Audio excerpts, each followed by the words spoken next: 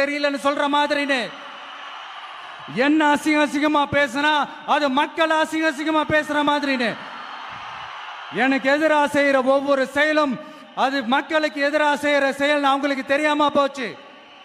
இந்த விஜயும் மக்களும் வேறு வேறு இல்லை. இந்த விஜயும் மக்களும் ரத்தமும் சதையும் மாறி உடலும் உயிரும் மாறி ஒன்னிலிருந்து ஒண்ண பிரிக்கவே முடியாது.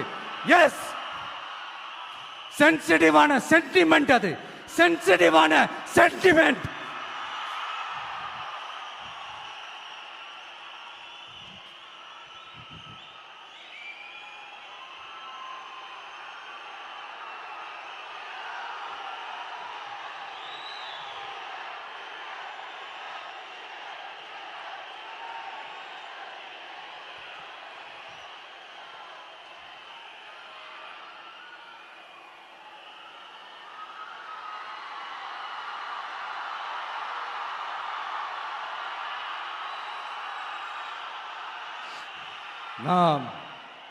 சாரி, இதை யாரும் அசைக்க முடியாது.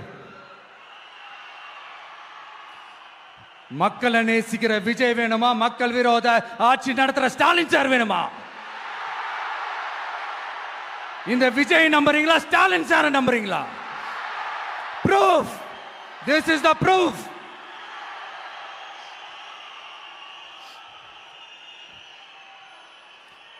இந்த தீய சக்தி, ஊழல் சக்தி, இதெல்லாம் ஏன் சொல்றோம், எதுக்கு சொல்றோம், யாரை சொல்றோன்றதெல்லாம் மக்களுக்கு தெளிவாக தெரியும்.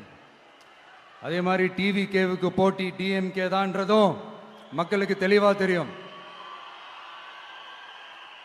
அப்படி இருக்கும்போது நாம் ஏதாவது பேசினா வாண்டடா சில பேர் வந்து வண்டியில் ஏறி உட்காந்துக்கிறாங்க.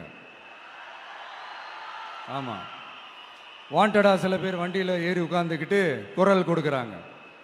சீரியஸாக ஒரு போட்டி நடந்துக்கிட்டு இருக்கும் போது இங்கே காமெடிக்கெல்லாம் இடம் இல்லை பாஸ். இதெல்லாம் மக்களுக்கு தெளிவாக தெரியும்.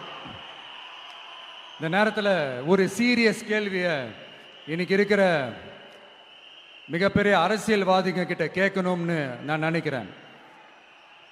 நீங்கள் அரசியலுக்கு வர்றதுக்கு முன்னாடி உங்ககிட்ட இருந்த சொத்து எவ்வளோ?